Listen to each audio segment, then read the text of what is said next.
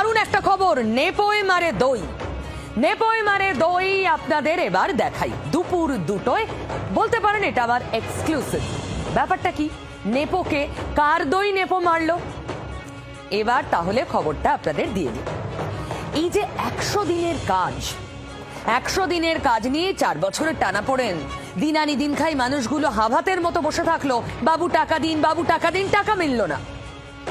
শেষ পর্যন্ত supreme court বলল না, টাকা দিতে হবে, কাজও দিতে হবে, মিটমাট করলো সুপ্রিম কোর্ট।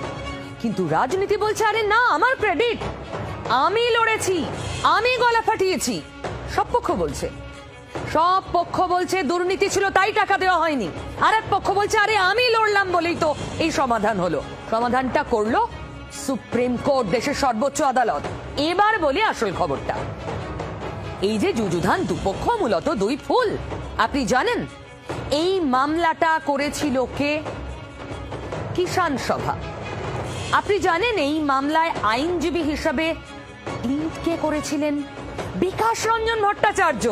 আর ঠিক এখানেই তো আমি বলছি আপনাকে, বিকাশ রঞ্জন ভট্টাচার্য তিনি লড়লেন, আইনি মামলাটা অন্য কেউ করলেন, আর দুই ফুল এখন মারামারি করে বলছে আরে আমাদের জন্য হয়েছে সব, দুর্নীতি ছিল তাই হয়নি। কোর্ট এবার দেখেছে ঠিক করা সম্ভব। এই মুহূর্তে মৌমিতা চক্রবর্তী আমার সহকর্মী, আমি ওর সঙ্গে কথা বলবো, আরো বেশি জানবো। মৌমিতা আমার সঙ্গে রয়েছে। মৌমিতা,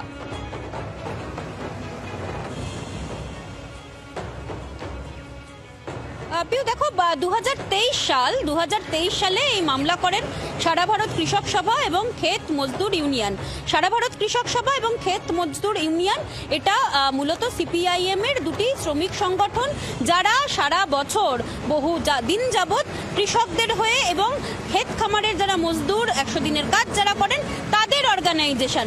2023 সালে এই 100 দিনের কাজ নিয়ে বঞ্চনার অভিযোগ তুলে 2023 সালে তারা মামলা করেন এবং একাধিকবার সেই মামলার বিষয়ে প্লিড হয়েছে। বিকাশ রঞ্জন ভট্টাচার্য এই মামলার আইনজীবী ছিলেন এবং এই মামলা তিনি এতদিন ধরে লড়াই করছিলেন। এমনকি লাস্ট যে বামেদের ব্রিগেড হয়েছিল, সেই ব্রিগেড তোমার যদি মনে থাকে তবে সেই ব্রিগেড কিন্তু হয়েছিল সারা ভারত কৃষক সভা এবং ক্ষেত মজদুর ইউনিয়নের ডাকে, যেখানে ব্রিগেডের প্রথম ইস্যু ছিল এই ইস্যু, যেখানে তারা বলেছিলেন যে 100 দিনের প্রকল্পে যারা কাজ করেন বাংলার শ্রমিকরা তারা সঠিকভাবে কাজ পাচ্ছেন না, তারা সঠিকভাবে টাকা পাচ্ছেন না এবং 4A ফর্ম তাদের ফিল আপ করতে দেওয়া হচ্ছে না। সেই দাবিতে রাজ্য জুড়ে জায়গায় জায়গায় ডিসেন্ট্রালাইজড ওয়েতে তারা আন্দোলনও করেছিলেন।